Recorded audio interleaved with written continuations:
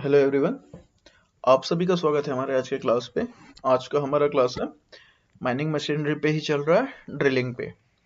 So basically इस पे drilling पे क्वेश्चंस आते हैं बट रेयरली ही कोई क्वेश्चन आ जाता है। तो हम लोग ट्राई करेंगे कि उसको कैसे प्रिपरेशन करना है, उस पे क्या क्या इंपॉर्टेंट टॉपिक है हम लोग उस पे जाएंगे। राइट, देखो प्रोस्पेक्ट बहुत सारे होते हैं ड्रिलिंग के, मैं बता दूं। ऐसे आप अगर मान लीजिए आप फर्स्ट क्लास के लिए पढ़ेंगे तो आपको अलग लेजिस्लेटिव पार्ट देखना पड़ेगा। अगर आप गेट के बेसिस पे आ रहे हैं तो आपको बेसिकली क्या जरूरी है ये सारी चीजें देखनी पड़ेंगी। राइट, तो हम लोग देखेंगे। तो this is not our right now first class का, तो हम लोग लेजिस्लेटिव पार्ट उतना नहीं देखेंगे। बाकी जो भी ड्रिलिंग का होता है हम उस पे फोकस करेंगे। मैं हूं आपका दोस्त रोशन। चलिए शुरू करते हैं। तो ये देखिए, ये आपको दिख रहा है ड्रिल मशीन। ये ओपन कास्ट पे ऐसा ड्रिल मशीन यूज होता है। ये इसका ड्रिल रिग है। राइट, ये कैपेबल होता है आपका अराउंड 50 मीटर इजिली। 50 मीटर तक ये ड्रिल कर सकता है। 10 मीटर का एक रॉड होगा इसका, ऐसे 5 रॉड कर सकते हैं और ये टोटल 50 मीटर हो सकता है। तो ये इस टाइप से कुछ आपका ड्रिल मशीन है। राइट, मैं ये फिगर लेने का ही उद्देश्य यही था कि आप समझ सकें। देखो ये ड्रिल होल है आपका, ड्रिल होल ये ड्रिल हुआ है। राइट, उसके बाद जो ड्रिल के चंक्स निकले हैं, जो ड्रिल का रिमेनिंग है, पार्टिंग है, या चूरा कह दिया जाए जिसे साधारण माइन की लैंग्वेज में हम लोग बोलते हैं, वो दीज आर उसके अराउंड पे है, जो एक क्रेटर का शेप ले चुका है। ठीक है, और इस तरह से ड्रिलिंग की जाती है और ये मूव होते जा रहा है। देखो सबके बीच एक डिस्टेंस है, होल टू होल एक फिक्स डिस्टेंस दिख रहा है। फिर यहाँ पे देखो, यहाँ पे एक डिस्टेंस है। राइट, तो ये क्या है आपका, मान लो कोई भी फेस है, तो अगर यहाँ पे फ्री फेस ले रहा हूं मैं, एक आपका ड्रिलिंग ब्लास्टिंग का भी वो हो जाएगा। ये फ्री फेस है तो ये क्या कहला जाएगा, बर्डन। और ये होल से होल के बीच की दूरी कहला जाएगी स्पेसिंग। दिस इज बर्डन, ये भी बर्डन, ये भी बर्डन, बट इसके बीच के स्पेसिंग कहला जाएगा। राइट, और ये कौन सा पैटर्न है, कौन सा पैटर्न है, देखो ये दो होल है, ये दो होल के बीच एक होल है, तो इसको कौन सा पैटर्न बोलते हैं, स्टैगर्ड पैटर्न बोलते हैं। Staggered pattern. राइट, हम लोग लाइन ड्रिलिंग देखे हैं, स्टैगर्ड पैटर्न देखे हैं, तो ये स्टैगर्ड पैटर्न के लिए ही है।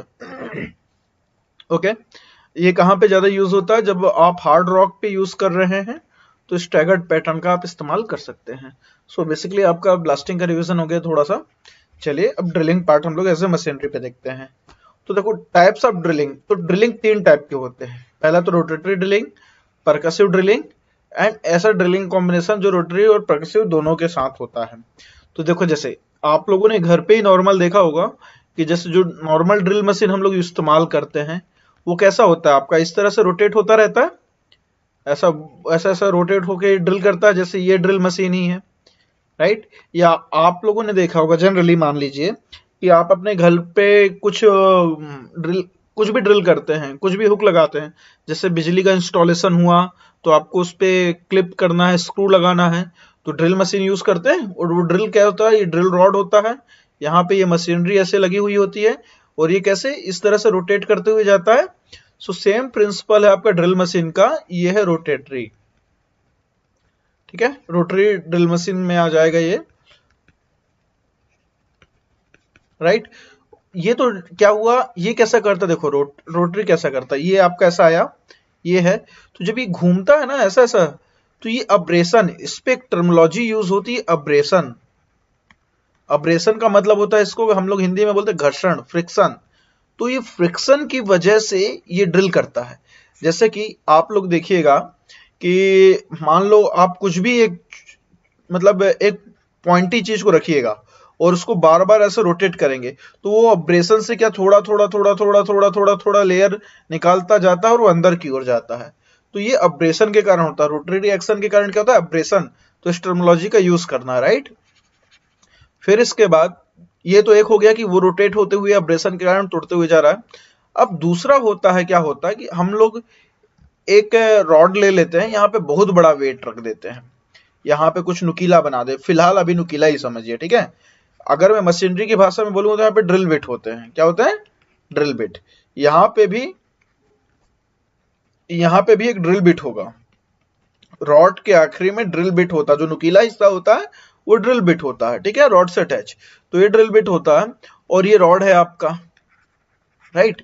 तो क्या होता है कि हैमरिंग एक्शन, जैसे कि मान लो हम लोग घर पे क्या करते हैं, जैसे हम लोग को दीवार, ये हमारा दीवार है, ठीक है, दिस इज अवर वॉल, हमको यहाँ पे एक नील करना है, एक खीला गाड़ना है, तो हम लोग क्या करते हैं, यहाँ पे एक पॉइंटी एरिया होता है पे खीला का, यहां से हम लोग उसको क्या करते हैं, हैमर से मारते हैं, ये ब्लो दिया जाता है। तो जब ये हैमर से ब्लो दिया जाएगा तो ये आपका खीला लगभग अंदर आ जाएगा, नेल आपका अंदर पॉइंट हो जाता है, अंदर एंकर पकड़ लेता है। तो सेम प्रोसेस होता है आपका ड्रिलिंग पे। ये देखिए, जैसे ये पोर्शन जो आप देख रहे हैं, दिस पोर्शन, ये जो एक ड्रिलिंग मशीन का है, ये जो देख रहे हैं परकसिव ड्रिलिंग पे क्या होता है कि केबल के सहारे या ड्रिल रॉड के सहारे, जैसे ये जो देख रहे हैं ड्रिल रॉड होगा या केबल होगा, ठीक है, उसके सहारे इसको क्या करते हैं, हैमरिंग एक्शन करते हैं। जैसे मैं इसको फिर से डायग्राम बनाता हूं, ये है आपका, यहां पे बहुत बड़ा वेट लगा है, सपोज मान लो, जब इसको हैमरिंग एक्शन करेंगे, ये ब्लो यहां से होगा, हैमरिंग एक्शन यहां पे होगा, हैमरिंग होगा, तो ये जब नीचे पॉइंट ही आएगा तो इस जमीन पे से क्रैक्स बनेगा और उसके वजह से ये अंदर जाता है। तो इसमें क्या क्या होता है, देखो, पहला तो ब्लो होता है एंड रोटेशन होता है, और ये किसके अंदर पे है आपका, दिस इज अंडर परकसिव ड्रिलिंग के अंदर पे है, ठीक है, परकसिव ड्रिलिंग। ये आपका ब्लो एंड रोटेशन मतलब क्या होगा, जैसे ये आपने ब्लो किया, पहले एक ब्लो स्ट्राइक हुआ और फिर ये जब उठेगा ऊपर तो इसको हल्का सा रोटेट कर देंगे। मतलब मान लीजिए पहले आपको इस तरह से पड़ा, फिर उसके बाद थोड़ा सा इस तरह से इसको रोटेट कर दिया गया, मतलब हल्का हल्का उसको क्या किया जाता है, रोटेट कर दिया जाता है, हल्का, एकदम नॉर्मली, धीरे धीरे। जैसे इसमें रोटरी एक्शन क्या हो रहा है, बहुत स्पीड से हो रहा है, कंटिन्यूसली घूम रहा है, ये एक ब्लो करेगा, हल्का सा रोटेट कर देंगे, स्लाइटली रोटेट। तो ये आपका होता है परकसिव ड्रिलिंग पे, यहां पे दिया हुआ है। जब रोटरी ड्रिलिंग करते हैं हम लोग, राइट, तो रोटरी एक्शन होता है, उस पे क्या होता है आपका नेक्स्ट, कि जैसे सॉफ्ट डिपॉजिट है आपका, तो इस पे clay auger and warm auger use किया जाता है, ये इंपॉर्टेंट है, नोट कर लीजिएगा। और अगर हार्ड स्ट्राटा है तो स्ट्रेट चीजल, चीजल क्या होता है, कुछ इस टाइप का शेप होगा आपका, ये कुछ ऐसा शेप है आपका, रहता है ड्रिल का, ये वाला शेप चीजल, मतलब एक पॉइंटी एरिया होता है कुछ इस टाइप का, ठीक है, ऐसा कुछ, ये पॉइंटी होगा ये वाला, तो स्ट्रेट चीजल है। अगर आपका वेरी हार्ड स्ट्राटा है तो क्या कर दिया जाएगा, इसको वी शेप बना देंगे, यही चीजल है, ये वी शेप का हो जाएगा। ये किसके लिए, आपका वेरी हार्ड स्ट्राटा के लिए। सेम टी शेप, तो ये टी शेप कुछ इस टाइप का बन जाता है, राइट, कुछ इस टाइप का हो जाता है, ये टी चीजल कहलाता है, ये वेरी हार्ड स्ट्राटा के लिए होता है। और जनरली हम लोग परकसिव ड्रिलिंग दो टाइप का करते हैं, अगर आप स्मॉल लेंथ पे कर रहे हैं, ठीक है, ये सबसे ओल्डेस्ट टेक्निक है, स्मॉल लेंथ पे आप लोग कर रहे हैं तो हम लोग ड्रिल रॉड का इस्तेमाल करते हैं, ठीक है, स्मॉलर डेप्थ। अगर हम लोग लार्ज डेप्थ पे करेंगे, लार्ज डेप्थ के लिए करना है, तो हम लोग इसको क्या, किसके मदद से करते हैं, वायर रोप, इसको बोला जाता है केबल ड्रिलिंग, साथ में चर्न ड्रिलिंग, हम लोग अभी आगे मैं बताऊंगा इसके बारे में, ठीक है, मैंने बनाया हुआ स्लाइड पे। तो ये आपका आ जाता है बियॉन्ड, अगर 30 मीटर हो गया तो, ठीक, रॉड तो देखो 30 मीटर से ज्यादा होगा तो रॉड को हम लोग उठा नहीं सकते, फिर उसको ब्लो करना बहुत ताकत होगा ना, तो एक सामने पे एक हैवी मटेरियल होता है, भारी वजनी, जो उसके सेल्फ वेट के कारण भी उस पे क्या होता है, ब्लो पड़ता है, इम्पैक्ट पड़ता है। अगर वो देखो वेट ज्यादा होगा तो हार्ड ग्राउंड पे टकराएगा, ग्राउंड पे टकराएगा तो वो ब्लो देगा ही देगा, इम्पैक्ट उस पे होगा ही होगा। सो सेम प्रिंसिपल होता है, रोटरी परकशन, परकसिव ड्रिलिंग, जो दोनों का थोड़ा सा कॉम्बिनेशन हो गया, राइट। तो ये हो गया आपका, देखो जैसे ये है रोप ड्रिलिंग और केबल ड्रिलिंग, जब 30 मीटर से डेप्थ पे ज्यादा होगा, इसको चर्न ड्रिलिंग भी कहा जाता है। So rope drilling, cable drilling and churn drilling both are same, ये सब सेम है। अब हम लोग देख रहे हैं थ्योरी ऑफ पेनिट्रेशन। राइट। तो इस पे देखते हैं, जैसे कि ये ड्रिल मशीन है, तो एक सिंपल सा ही ड्रिल मशीन लेते हैं हम लोग घर का ही। ये कुछ इस तरह से घर पे ड्रिल मशीन ऐसा रहता है। इस पे आपका रॉड रहेगा, यहाँ पे एक बिट रहेगा। तो this is your rod, this is your bit, and ये हो गया आपका मोटर और ड्रिल कह दिया जाए इसको, ठीक है। ये ड्रिल रॉड है and this is drill bit, ठीक है। ये आपका दीवार है, दिस इज योर वॉल। हमको इस पे इंपैक्ट करना है, तो क्या होता है देखिए, ये यहां से ऐसा कनेक्शन रहेगा आपका स्विच पे, ये स्विच पे कनेक्शन है। तो देखो ये हमारा घर का बिजली का सेटिंग है, मान लीजिए सेम हर जगह होता है, ओपन कास्ट माइंस या अंडरग्राउंड माइंस पे, राइट। तो देखिए ये अंडरग्राउंड माइंस की ही बात कर लेते हैं हम लोग को। ये आपका क्या होगा, लाइक क्या बोला जाता है उस पे, गेट एंड बॉक्स है। गेट एंड बॉक्स से कनेक्शन आया है, ये सपोज मान लीजिए ये ड्रिल रॉड है, ये आपका क्या है, मोटर है। इस पे मोटर लगा हुआ है, इलेक्ट्रिसिटी आया, तो एनर्जी कौन प्रोड्यूस कर रहा है इलेक्ट्रिसिटी से, मोटर। अब इस मोटर से जो एनर्जी निकला, ठीक है, इलेक्ट्रिसिटी के कारण जो एनर्जी निकला, उससे हमको क्या करना है, वॉल पे छेद करना है, ठीक है, वॉल पे होल करना है ब्लास्टिंग करने के लिए। तो क्या होगा, जो ये आपका है, जो ये देख रहे हैं क्या, motor, this is your main source of energy. Motor से ही आपका रोटेटरी एनर्जी मिल रहा है, काइनेटिक एनर्जी मिल रहा है, मेन सोर्स ऑफ एनर्जी। इससे क्या हुआ, ये जो ड्रिल रॉड है ये क्या कर रहा है, ये है transmitter of energy to the drill bit.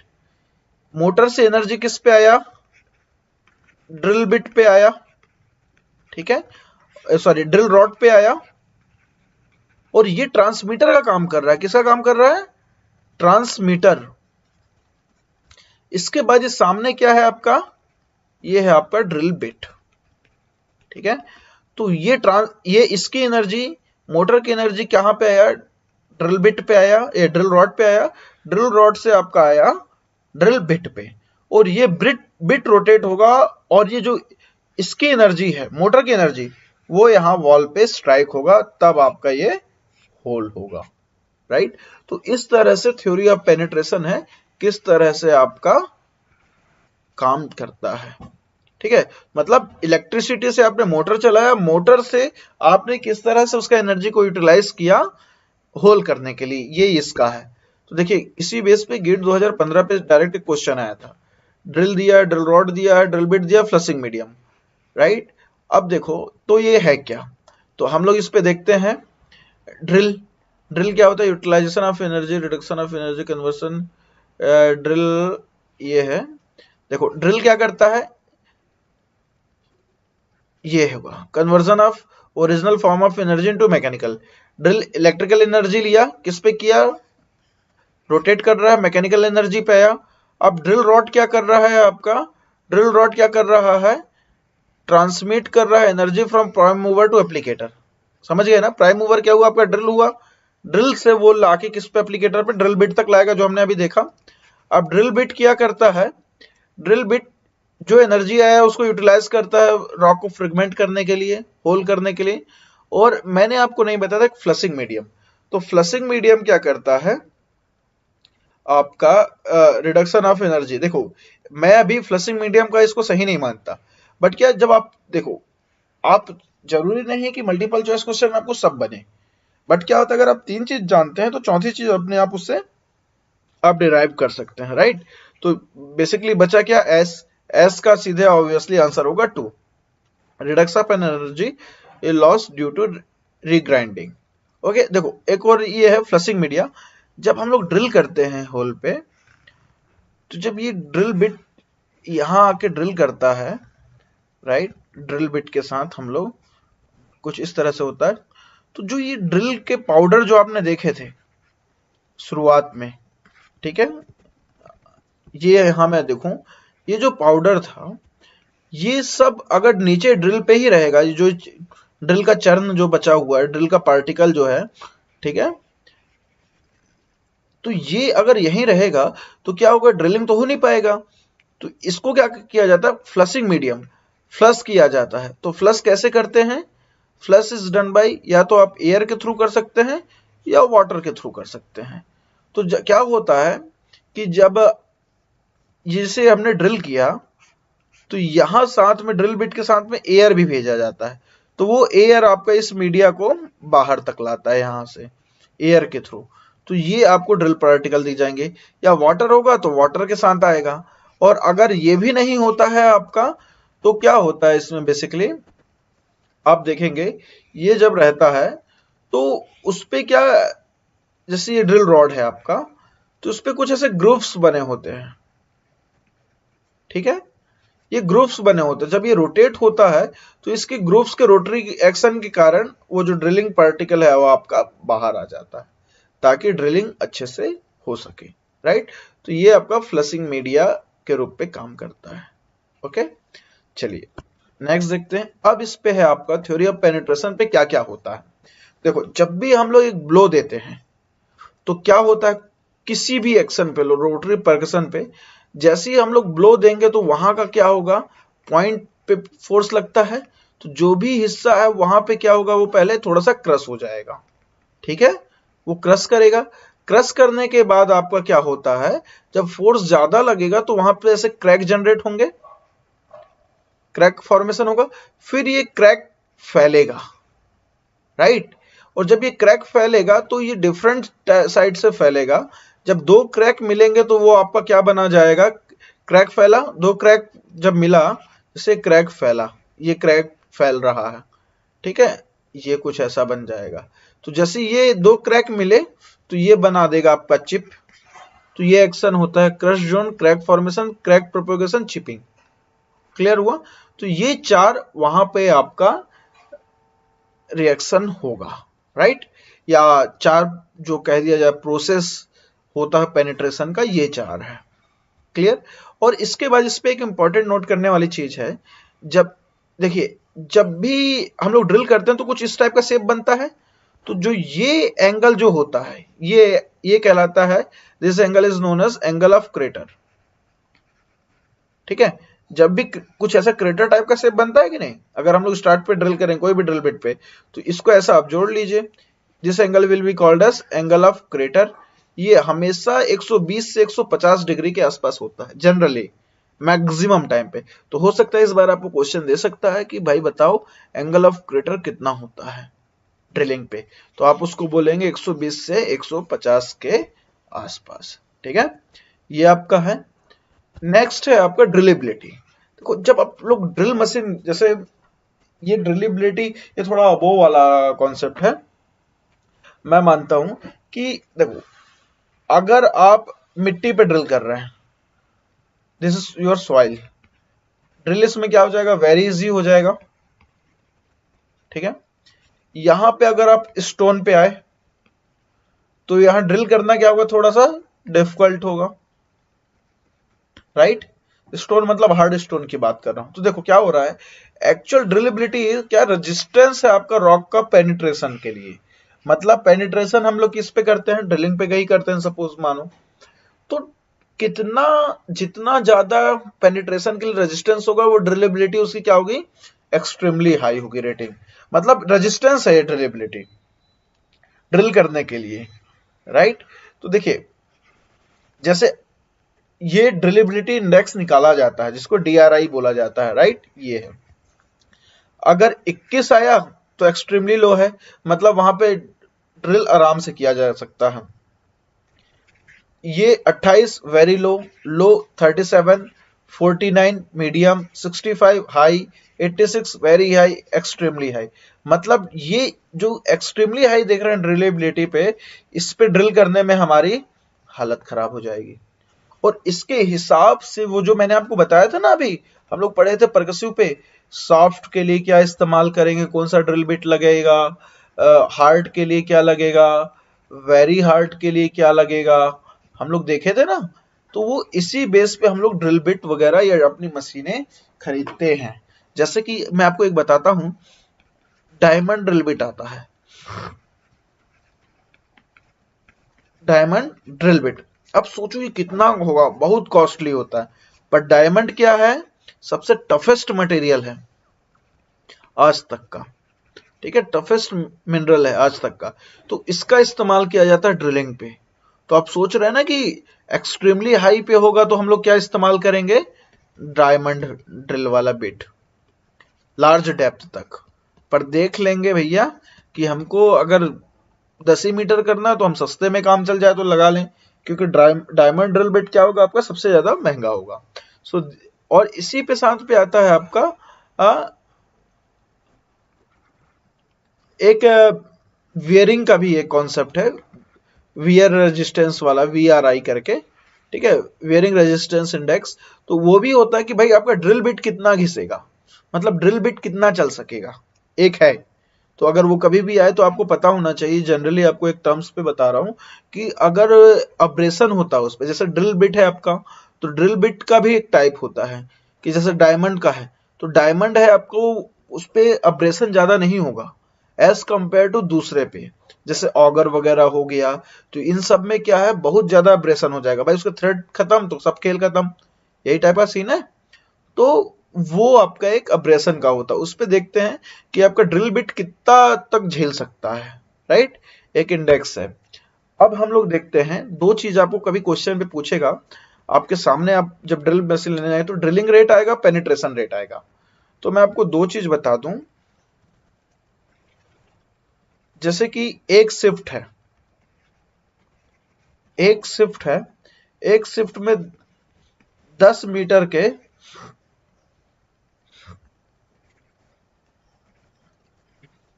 5 whole किए गए, ठीक है। तो कितना टोटल ड्रिल हुआ, 50 मीटर, कितने पे, शिफ्ट है आपका 8 आवर का, तो हम लोग क्या बोल सकते हैं, 8 आवर। इसको अगर मैं पर घंटे निकाल लूं तो क्या आ जाएगा, 50 डिवाइड बाई 8, है ना, तो मीटर बाई हवा, राइट। अगर इसको मैं कैलकुलेट करता हूं, मान लो सपोज ये आपके समझाने के लिए 50 divide by 8, then it will be around 6.25 metre per hour. अगर मैं फर्दर इसको करूं तो 6.25 मीटर डिवाइड बाय 60 मिनट, ठीक है। तो ये आपका हो जाएगा 6.25 डिवाइड बाय 60, ये अराउंड हो जाएगा आपका 0.1 मीटर एक मिनट पे। अगर हम एक शिफ्ट में बात किया तो जो ये 0.10 मीटर मतलब 10 सेंटीमीटर, 0.1 मीटर मतलब 10 सेंटीमीटर, एक मिनट में ये 10 सेंटीमीटर या 0.1 मीटर ड्रिल कर पा रहा है ड्रिलिंग मशीन। तो ये जो रेट है आपका, ये कहलाएगा drilling rate, right. This will term as your drilling rate. इस पे क्या है, इस पे सारा चीज है। हम लोग जैसे क्या करते हैं ड्रिल करने के, जैसे मुझे यहाँ ड्रिल करना है, इन पॉइंट पे ड्रिल करना है, तो पहले मैं ड्रिलिंग मशीन को यहाँ लाके खड़ा करूंगा, ठीक है, रिग लगाऊंगा। जैसे 10 मीटर ड्रिल करना है तो सपोज मैंने पहले 5 मीटर ड्रिल किया, फिर उसके बाद दूसरा 5 मीटर का रॉड लगाऊंगा, मैं इस पे ऐड करूंगा। पहले 5 मीटर का रॉड लगाए, फिर उसको बाहर निकाले, फिर 5 मीटर का रॉड उस पे जोड़ा गया, फिर 5 मीटर 10 मीटर हुआ, फिर दोनों हमको ड्रिल किए, फिर उसके बाद 10 मीटर जो हुआ फिर उसको निकाला गया, फिर ये ड्रिल मशीन को इस होल में शिफ्ट किया गया, फिर सेम प्रोसेस यहाँ किया गया।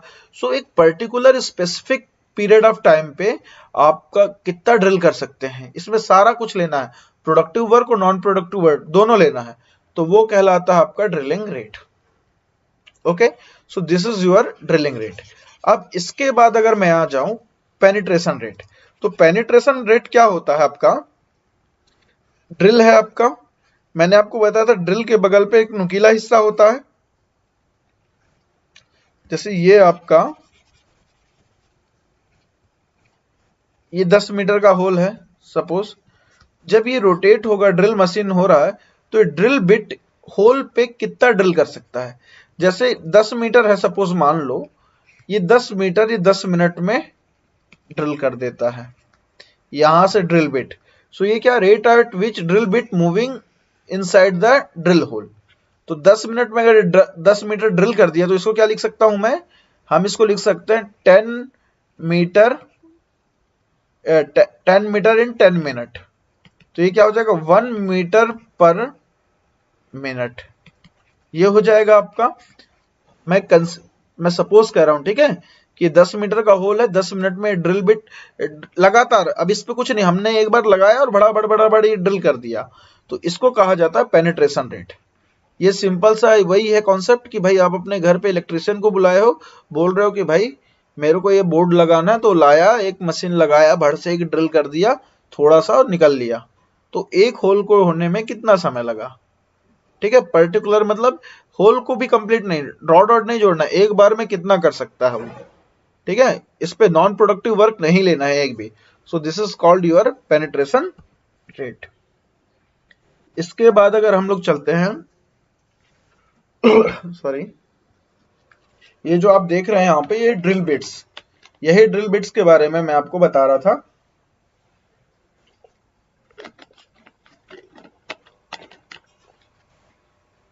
देखिए ये बटन बिट है, यहाँ पे देख रहे हैं ना, ये बटन बिट लगा हुआ है, ये सब this all are the button. ये होता है आपका टंगस्टन कार्बाइड का, ये वेरी हार्ड मटेरियल में से एक होता है। ठीक है, इसलिए इनका इस्तेमाल किया जाता है। ओके, ये ड्रिल है, ये क्या रोटेट होगा और इस पे क्या होगा, अब्रेशन होगा, घर्षण, अब्रेशन के कारण ये क्या करते हैं, ड्रिल करते हैं। और ये देखो ट्राइकोन रोलर बिट, ये बहुत अच्छा ड्रिल होता है, मतलब best, one of the best, सस्ते में बेस्ट।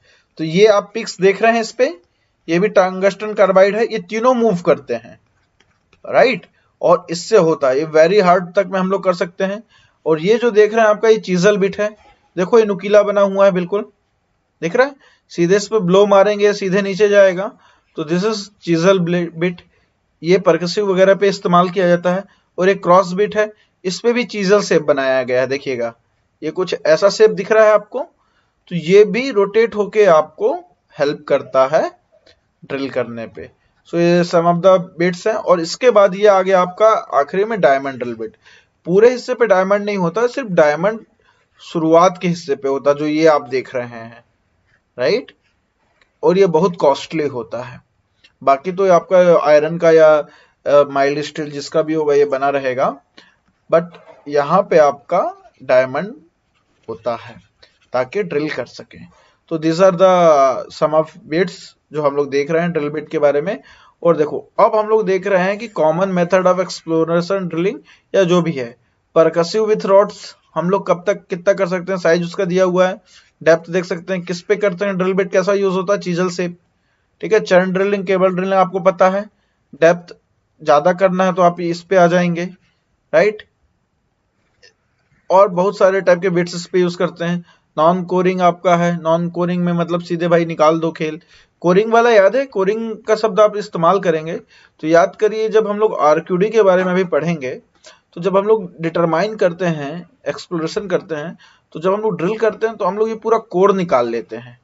कोर मतलब जैसे ये आपका सरफेस है ना, और यहाँ पे आपका एक कोल है, तो ये पूरा एक सैंपल निकाल लेगा हूबहू साबूत, राइट। तो ये कहलाता है कोरिंग, मतलब जैसा नीचे धरती का है, अर्थ क्रस्ट पे जो स्ट्रक्चर है, जहां तक ड्रिल जा रहा है वो उसको साबूत ले लेता है, सो हम लोग उसको कहते हैं कोरिंग। और ये नॉन कोरिंग के लिए डायमंड ड्रिलिंग है। देखो कोई भी किसी भी डेप्थ पे काम कर सकते हैं, किसी भी टाइप के रॉक फॉर्मेशन पे। यहाँ पे आपको रॉक फॉर्मेशन भी दिया हुआ है, ये आप लोगों को नोट कर लेना है। जैसे डायमंड है, डायमंड किसी भी कंडीशन पे कर लो, ठीक है ना, इस पे ट्राइकोन बिट भी रहेगा, सब रहेगा, टंगस्टन कार्बाइड का होगा, ये सारा किसी में भी कर लो, कितने भी डेप्थ पे कर लो, लार्जर डेप्थ तक आपका डायमंड ड्रिलिंग होता है किसी भी टाइप का रॉक फॉर्मेशन पे। जैसे नॉन कोरिंग है, ट्राइकोन रोलर बिट पे करेंगे, any type of rock formation पर, वेरी हार्ड में नहीं करना है, ठीक है। सिमिलरली आपका बहुत सारे में होता है कि भैया क्रश वाले में नहीं करना, फिजर वाले में नहीं करना, तो ये वेरी आईएमपी है, इससे डायरेक्ट क्वेश्चन पूछे जाते हैं, आपको ये याद कर लेना है। जैसे कि ये क्वेश्चन पूछा है कि ड्रिलिंग मेथड भाई सबसे most wider range of depth तक किस पे कर सकते हैं, तो सिंपल सा आंसर है डायमंड ड्रिलिंग पे। क्लियर, तो ये आपको वो पिछला वाला जो टेबल है उसको नोट कर लीजिएगा। अब अगला आ गया आपका कि ड्रिल होल का जो डायमीटर है वो स्पेसिफिक होता है, ठीक है, ये आपका स्टैंडर्ड है, तो इसके अराउंड होता है NBAE NW, BW, AW, ये दो स्टैंडर्ड है आपके। ड्रिल रॉड का जो आउटर डायमीटर है 67, 54, 44, 35। होल का डायमीटर, इसके लिए होल का डायमीटर कितना होना चाहिए? देखो ड्रिल रॉड है तो ड्रिल रॉड से थोड़ा सा होल बड़ा होगा। सो देखो ये 67 है तो यहाँ पे कितना बोल दिया? 75। क्लियर? अब कोर डायमीटर, कोर किसके अंदर का होगा? ड्रिल रॉड के अंदर होगा, तो ये आपका हो गया 54। तो कुछ इस तरह से आपका ड्रिल का स्टैंडर्ड है। तो देखो इसको कैसे याद करना, इस पे डायरेक्ट क्वेश्चन आता है। तो मैं आपको बता दूं, अगर आप बास्केटबॉल खेलते होंगे या आपने बास्केटबॉल देखा होगा, तो यूरोप में एक बहुत बढ़िया बास्केटबॉल का टूर्नामेंट होता है NBA। बहुत लंबे लंबे, ये लंबे लंबे लोग खेलते हैं उसमें, एकदम तगड़े तगड़े। आप देखना कभी, आप सर्च करना NBA footballer, NBA sports person करके, यार एकदम लंबे लंबे, एकदम धांसू लोग। ठीक है, तो स्पोर्ट्स का नाम क्या है? NBA। वो उनका नेशनल बास्केटबॉल एसोसिएशन या जो भी बोलते हो वो लोग, अमेरिका का इसमें है शायद चलता है ये बहुत। तो बहुत बहुत बड़े बास्केटबॉल प्लेयर्स होते हैं उस पे। तो वो सेम उसी पे ही याद कर लो, मैं तो ऐसे ही याद किया था। NBA, ये दिख गया, आखिरी में ई को एक को जोड़ देना गरीब जैसे, कि भाई जोड़ दो गरीब को। तो ये NBAE, ये सबसे बड़ा होता है, फिर इसके बाद ये छोटे होते जाते हैं। ठीक है, मतलब इसमें N सबसे बड़ा, फिर B, फिर A, फिर E। ये यहाँ पे आप देखो, यहाँ से आपको साफ समझ में आ जाएगा। ये याद करने का तरीका है, आपको ये सबको याद नहीं करते रहना है। जनरली पूछता नहीं है कि क्या कैसा है, बट अगर पूछेगा तो आपको पर्टिकुलर एक का पता नहीं होगा, याद कर लोगे, that is well and good. ठीक है, कि किसका क्या सेज है, क्या साइफ है, क्या कैसा है। बट मेरा ओपिनियन है थोड़ा सा अवॉइड करो, ट्रिक्स पता है तो उससे कर लो। तो फिर से बोल रहा हूँ, क्या होता है बास्केटबॉल पे? NBAE, N बड़ा, फिर B बड़ा, फिर A बड़ा, फिर E बड़ा। सबसे बड़ा N, सबसे छोटा E। इस तरह से कुछ याद कर लेना है। देखिए गेट 2010 में क्वेश्चन आ गया सीधे, कि बोला ये आउटर डायमीटर है, ये स्पेसिफिकेशन है, बताओ। आपको याद नहीं है, खत्म खेल। मैंने बोला था सबसे बड़ा क्या? N। सबसे बड़ा इसमें से क्या है? 66। फिर N के बाद सबसे बड़ा क्या है? B। B के बाद 66 के बाद सबसे बड़ा क्या है इस पे? 54। राइट, इसके बाद है आपका B के बाद NB, मैं लिख देता हूं NBAE। ठीक है, तो ये आ गया आपका 66.7, B आ गया आपका 54। राइट, A, इसके बाद देखो कितना है आपका? 44.5, 44.4। E है आपका सबसे छोटा 34.9, ये बचा। अब देखो N का क्या, यहाँ पे अगर मैं आऊं तो S का क्या आया? S आया। E का क्या है? E का है आपका P। B का, Q का क्या है? B का NB, तो ये हो गया R। A का क्या हुआ आपका? NBA। थर्ड हाईएस्ट क्या है? Q। देखो कौन सा है ये? तो ये है आपका आंसर। राइट, आई थिंक आप गोरई पे देखेंगे तो शायद ये आंसर दिया हो, तो ये गलत है। ठीक है, करेक्ट आंसर ये है। तो ये सामने आपका मैंने चार्ट भी रखा हुआ है, मैंने इसका इस्तेमाल नहीं किया, मैं सिर्फ आपको कॉन्सेप्ट बताया NBAE वाला। ठीक है, NBA, N सबसे बड़ा, E सबसे छोटा। और इसमें भी N बड़ा है कि E बड़ा छोटा? तो भाई वर्ड में क्या पहले आता है? E पहले आया तो सबसे छोटा वो। डेट में कौन सा आता है? N, सबसे बड़ा N। इस तरह से भी आप इसको याद कर सकते हैं। राइट, अब बोल रहा है भाई सेलेक्ट करो कौन से ऑर्डर पे है, भूल जाओ इसको। मैंने आपको क्या बोला था? NBAE, खत्म करो। NX और NW को भूल जाओ। ठीक है, हमको कोई मतलब नहीं है। NBAE, देखो किसमें है ये? NBAE। यहाँ चाहे तो यहाँ पे X लगा लो, या यहाँ पे फिर आप W लगा लो, सब में एक ही काम आएगा। ठीक है, इस तरह से अगर आप इसको याद कर सकते हो, बहुत अच्छे रट्टूबाज हो, आप कर लेंगे, कोई दिक्कत नहीं। पर 2 दिन बाद भूल जाएंगे, बट ये ट्रिक आजीवन याद रहेगा। क्लियर? देखो अब अगला आपका होता है फिशिंग अप बोरहोल। जब हम लोग ड्रिल करते हैं होल पे, तो सपोज मान लो आपका ये ड्रिल बिट ही टूट के गिर गया यहीं पे, फिर इसके बाद क्या ड्रिल होगा? क्या नहीं होगा? आप फिर इस पे बिट डालेंगे, ड्रिलिंग करेंगे, आपका बिट को तोड़ता रहेगा, आपको बहुत नुकसान होगा। क्योंकि वो क्या का बना हुआ है? ड्रिल। ड्रिल आपका क्या है? आयरन का होता है, टंगस्टन कार्बाइड का होता है, बहुत हार्ड होता है। तो उसको जैसे ये ड्रिल बिट के अगर, या ड्रिल रॉड का ही आपका पोर्शन टूट के गिर गया, तो इसको निकालना कहलाता है फिशिंग। जैसे हम लोग क्या करते हैं, तालाब से हम लोग ये मछली पकड़ते हैं ना, कुछ इस टाइप से मछली पकड़ते हैं। यहाँ पे एक कांटा डाल के बैठ जाते हैं, कुछ ऐसा लेके। यहाँ पे ये रामलाल फिशिंग कर रहा है तालाब के पास पे, तो इसको क्या बोलते हैं, फिशिंग। तो सेम इसी को कहा जाता है फिशिंग द बोरहोल। डायरेक्ट आपसे क्वेश्चन पूछ सकता है कि फिशिंग द बोरहोल क्या होता है, फिशिंग ऑफ द बोरहोल क्या होता है, राइट। तो आपको ये पता होना चाहिए। किस तरीके से कर सकते हैं, अगर आयरन है तो आयरन का किससे निकाल सकते हैं हम लोग, मैग्नेट से निकाल सकते हैं। और फिर उसके बाद आपका अगर आयरन है, मैग्नेट से निकल गया, स्ट्रॉन्ग मैग्नेट का इस्तेमाल किया जाता है, आयरन चिपक गया, खेल खत्म। फिर उसके बाद आया आपका क्रोफुट स्पाइरल बम। ये क्या होता है, सामने पे एक नुकीला सा कुछ बना रहेगा, तो उसमें ड्रिल बिट को फंसा के निकाल लिया जाएगा। सबसे बेस्ट एग्जांपल मैं आपको बता रहा हूं, अगर आप लोग जानते होंगे तो, जैसे हम लोग मैं जब अपना पर्टिकुलर बताता हूँ, जब मैं छोटा था तो हम लोग के घर में कुआं हुआ करता था। आजकल के ज़माने में कुआं भी है कि नहीं पता नहीं, बट जो जानते हो कि कुआं क्या होता है उनके लिए वो अपने आप को ज़्यादा रिलेटिव समझेंगे। जब हम लोग कुएं पे रस्सी बाल्टी से पानी निकाला करते थे, तो रस्सी बाल्टी हमारी गिर जाती थी कुएं पे, तो हम लोग एक जाल लेके आते थे, कुछ इस टाइप से, उसमें सेपरेट हुक्स बने हुए होते थे, उसको फंसा के कुएं पे डाला करते थे। और रस्सी का, बाल्टी का जो ये कड़ा होता था ना, ये कड़ा वो उस जाल में से फंस जाता था और हम इसको खींच लेते थे और हमारी रस्सी बाल्टी रिकवरी हो जाती थी। वो भी कहलाता है आपका फिशिंग। सो यही हाल है आपका fishing of the bore hole, ठीक है। तो एक क्रॉप फूड्स स्पाइरल बम वैसे ही है, कुछ नुकीला हिस्सा रहता है जिसमें फंसा के उसको निकाल दिया जाता है। अब आ गया आपका borehole deviation and deflection and borehole survey. तो मैं सबसे पहले आपको बताता हूँ बोरहोल का डेविएशन क्या होता है।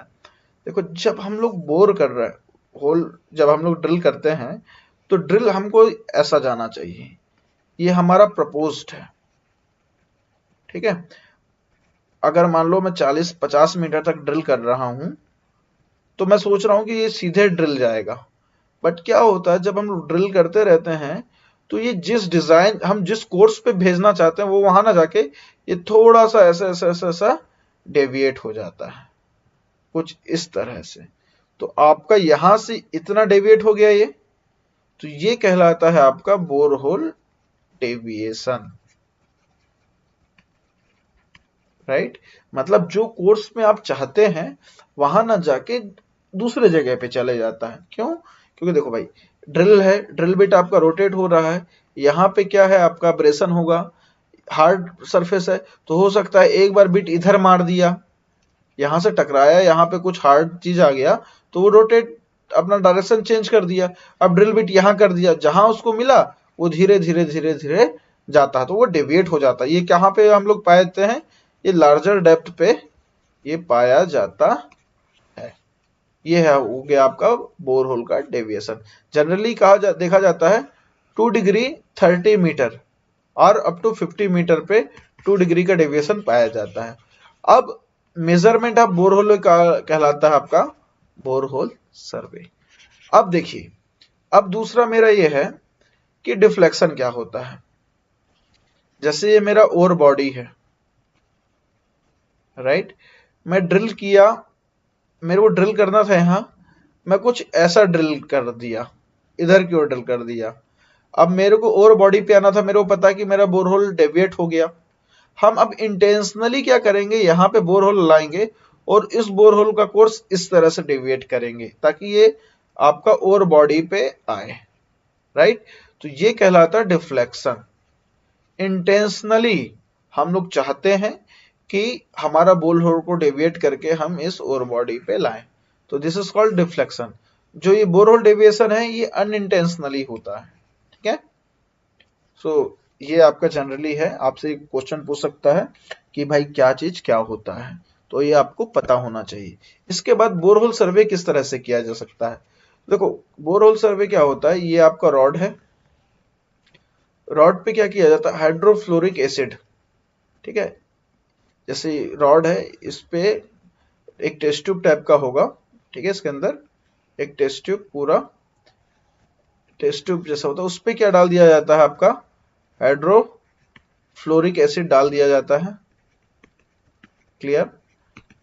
जब ये सीधा सीधा रहेगा तो वो कैसा रहेगा आपका, जैसे ये आपका टेस्ट ट्यूब है, अगर आप टेस्ट ट्यूब को सीधा रखेंगे तो अगर आपने हाइड्रोलिक फ्लोरिक एसिड डाला तो वो सीधा दिखेगा आपको, ठीक है, कुछ इस तरह से दिखेगा। बट अगर मैं इसको तिरछा कर दूं, टिल्ट कर दूं इसको, तो ये कैसा बन जाएगा आपका, कुछ ऐसा बन जाएगा। आप जितना डेविएट करेंगे ये उतने डिग्री एंगल पे, थीटा पे ये डेविएट हो जाएगा। तो बस यही सिंपल सा फंडा होता है आपका बोर होल पे etch method using hydrofluoric acid, ठीक है। तो जो ये अगर हम लोग मान लो ये हमारा बोर होल है, मैं फिर से बता रहा हूं, ये मेरा बोर होल कुछ इस तरह से डेविएट हुआ था। तो जैसे ही हम लोग यहाँ पे वो टेस्ट ट्यूब वाला डालेंगे बोर होल के अंदर या रॉड के अंदर, तो वो यहाँ पे ऐसा डेविएट हुआ, तो डेविएट होगा तो ये जो आपका है वो कुछ इस तरह से एंगल बना लेगा। तो जो ये एंगल जो है आपका थीटा, और जो हाइड्रोफ्लोरिक एसिड क्या होता है, ये रस्ट करता है। जैसे रॉड है या आपका रॉड पे ही है, सपोज मान लो, टेस्ट ट्यूब वाला तो अभी भूल जाओ, ये मान लो आपके रॉड को रस्ट कर देगा या आपके टेस्ट ट्यूब पे निशान बना देगा। उसको जब निकालेंगे तो आप देखेंगे वो कुछ इस तरह से निशान होगा। इस एंगल थीटा को मेजर कर लीजिए, इसको कहा जाता है इच एंगल। थोड़ी देर के लिए रखा जाता ताकि वो रिएक्शन कर सके, वो कुछ इस तरह का शेप बना सके, राइट। तो हम लोग उससे जान जाएंगे कि हमारा बोरहोल कितना डेविएट है, हुआ है कितना डिग्री, या तो इंटेंस, अगर मेरे को इंटेंशनली करना है, मान लो 5 डिग्री डेविएट करना है, तो हम लोग इसके मदद से देख सकते हैं कि भाई अभी 3 ही डिग्री हुआ है, थोड़ा और इसको डेविएट करो 2 डिग्री और। तो इस तरह से हम लोग अपना देख सकते हैं। या तो हम लोग चाहते हैं भाई कि सीधा हो गया, हम देखना चाहते हैं कितना डेविएट हुआ, तो ये भी देख सकते हैं। सिंपल सा है, हाइड्रोफ्लोरिक एसिड को डाला जाता है रॉड के अंदर टेस्ट ट्यूब की सहायता से, वो एक सर्कल बनाएगा, अगर सीधा होगा तिरछा हुआ तो जिस तरह से आपका डेविएशन है वो उस शेप पे डेविएट हो जाएगा। उसका एंगल नोट कर लीजिए, एंगल नोट कर लेंगे आपको पता चल जाएगा डेविएशन क्या है। दूसरा है आपका बोरहोल कैमरा। जैसे बोरहोल कैमरा का सबसे बेस्ट एग्जांपल आजकल हम लोग देखें मेडिकल पे होता है, ठीक है। मेडिकल पे देखना डॉक्टर्स लोग कहाँ कहाँ से कैमरा डाल लेते हैं, मुंह पे से डाल लेंगे या जहां से भी उनको लगता है सुटेबल होता है, पेट हो गया कहीं पे भी हो गया, और वो लोग क्या करते हैं, बस ऐसा एक कैमरा रहेगा आपका छोटे से ट्यूब पे या लाइक कुछ भी चीज पे, और उससे ही देख के वो ऑपरेशन करते रहते हैं। सो ये सबसे बेस्ट तरीका है आपका बोरहोल एंगल का, ठीक है, बोरहोल कैमरा का। बट ये क्या है, हमारे माइनिंग के फील्ड में थोड़ा सा डिफिकल्ट है। क्यों, हमको देखना 10 से 30 मीटर तक का ही हम लोग ड्रिल करते हैं, तो ये सबसे पहली बात तो ये सबसे ज्यादा क्वाइट एक्सपेंसिव होता है। इसके बाद ये रिक्वायर क्या करता है, फिल्म प्रोसेस करने के लिए आपको सेटअप बताना पड़ेगा, तो सबसे ज्यादा ये क्या है आपका कॉस्टली है। तो उससे सिंपल तरीका ये है हमारे लिए, ओके। और सबसे बड़ी बात ये होती है कि कैमरे पे क्या होता है कि आपका कंपास रहता है निडल पे, तो जो जैसे आप रॉड के आसपास जाते हैं तो वहां पे ऑलरेडी एक मैग्नेटिक फील्ड हुआ मान लो सपोज, तो मैग्नेटिक फील्ड पे कंपास क्या होगा, डेविएट हो जाएगा, तो उसके वजह से आपका एंगल वेंगल भी चेंज हो सकता है। So these are the basic difference. अब बोलेंगे सर ये सब तो आप ठीक बोल रहे हैं, हम लोग क्यों पढ़ रहे हैं, ठीक है। तो सबसे मैं आपको एक सिंपल सा एग्जांपल बता रहा हूं। आप लोग भूल जाइए, जब ड्रिलिंग ब्लास्टिंग में हम लोग पढ़ते हैं, जैसे ये मेरा यहाँ पे मिस फायर हो गया, सपोज ये मिस फायर हो गया, राइट। ये आपका 30 मीटर का होल था,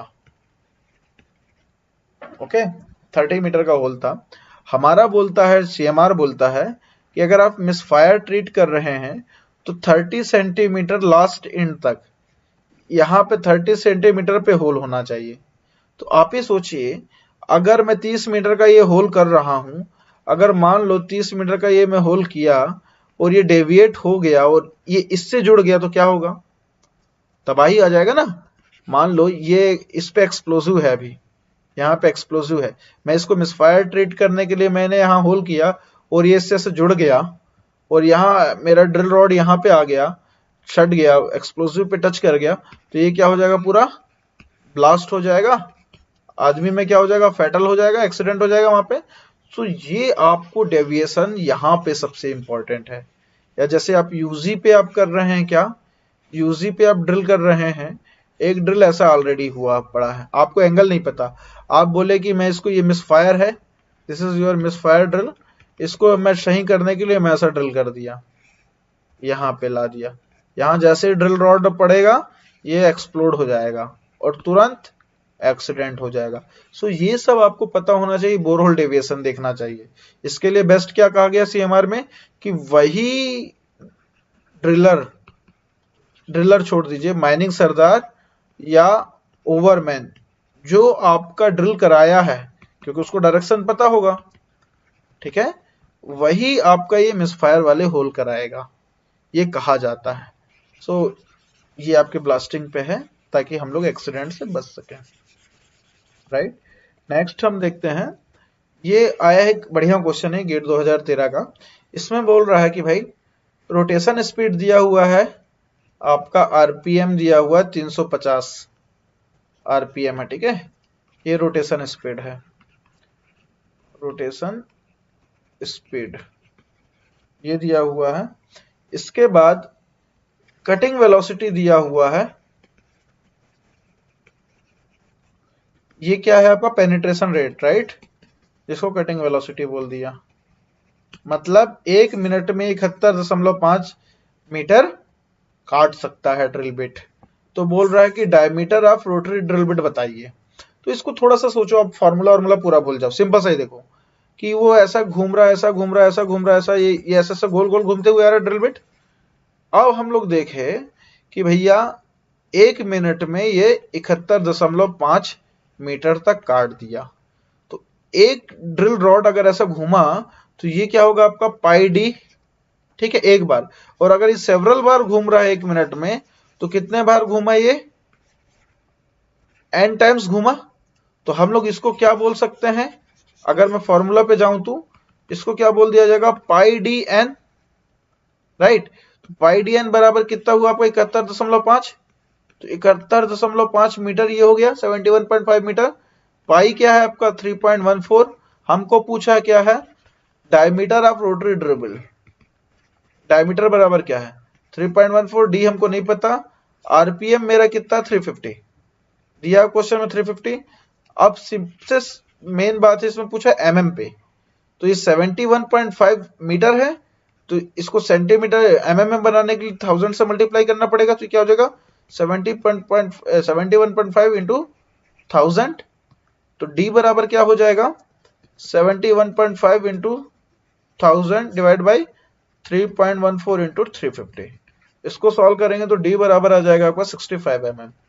तो कुछ इस तरह से ये क्वेश्चन बन जाएगा, दिस इज योर आंसर। देखो जरूरी नहीं कि आपको, क्या मैं बार बार बताया हूं, मेरा हमेशा प्रयास रहा है कि आपको ये देखना है कि फॉर्मूला नहीं चाहिए हमको एक थॉट चाहिए और उससे क्वेश्चन आप बना ले जाएंगे, राइट। तो ये आपका गेट 2013 क्वेश्चन था, अच्छा क्वेश्चन था। अब ये गेट 2013 पे एक क्वेश्चन पूछा है कि specific energy of rod drilling किस पे लोवेस्ट होता है। तो स्पेसिफिक एनर्जी क्या होता है, एनर्जी पर यूनिट वॉल्यूम। तो देखो जब कोई भी रोटेट होगा और एक से ये ब्लो कर रहा है, ठीक है, किसी के माध्यम से, तो रोटेशन में ज्यादा एनर्जी होगा ऑब्वियसली। अगर आप किसी चीज को लगातार रोटेट करते जा रहे हो, रोटेशन का सबसे अच्छा एग्जांपल हमारा शक्तिमान, अगर आप लोग देखे होंगे शक्तिमान ऐसा घुर घुर घुर घुर करके गायब हो जाता था ना, वही सेम है आपका रोटेशन का। तो उस पे एनर्जी क्या होती है, सबसे ज्यादा होती है। और अगर कोई परकसिव ऐसे ब्लो कर रहा है तो उस पे एनर्जी क्या होगी, कम होगी ऑब्वियसली। तो देखो यहाँ पे देखते हैं, ऑप्शन देखते हैं, रोटरी डायमंड ड्रिलिंग, रोटरी है मतलब रोटेट हो रहा है, मतलब एनर्जी ज्यादा है। रोटरी रोलर ड्रिलिंग, सबसे ज्यादा रोटरी ड्रिलिंग पे ज्यादा होता है। अब जेट पियर्सिंग एकदम लगातार एकदम हाई स्पीड से, हाई वेलोसिटी से जाता है, स्पीड रहता है, तो this is called jet piercing. तो इस पे भी आपका स्पेसिफिक एनर्जी ज्यादा होगा। अब सबसे कम किस पे होता है, परकसिव ड्रिलिंग पे। क्या ये सिर्फ ब्लो दे रहा है, फिर हल्का सा ये रोटेट हो जाता है, फिर ब्लो देता है, फिर हल्का सा रोटेट हो जाएगा, तो कुछ इस तरह से होता है। तो आंसर इस पे आपका क्या आ जाएगा, percussive drilling, right. So this is all about your drill machine या ड्रिलिंग पार्ट पे। एक चीज और है कि ड्रिल मशीन जो हम लोग अंडरग्राउंड पे यूज करते हैं उसका वोल्टेज कितना होता है, तो 125 वोल्ट पे वो ऑपरेट करता है, राइट। ये जहां तक मुझे याद आ रहा है यही होना चाहिए। एक बार मैं और देख के आपको एग्जैक्ट बताऊंगा, आप लोग खुद देख लीजिएगा। तो ड्रिल मशीन यूजी में जो काम करता है वो कितने पे काम करता है, 125 वोल्ट पे काम करता है।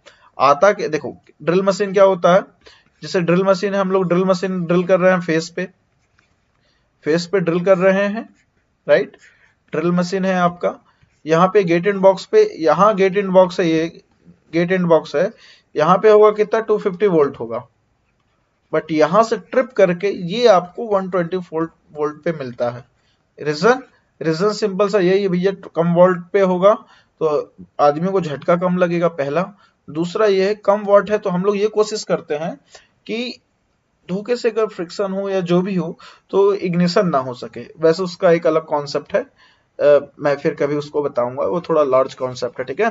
उस पे ये होता है कि यूनिट रहता ही नहीं, यहाँ बिजली होती ही नहीं है, ठीक है। गेट इन बॉक्स से सब कंट्रोल किया जाता है। वैसे वो हमारे अभी पार्ट का नहीं, वो लेजिस्लेटिव पार्ट का। So that's all for today. I hope आपको ये वीडियो समझ में आया होगा, पसंद आया होगा।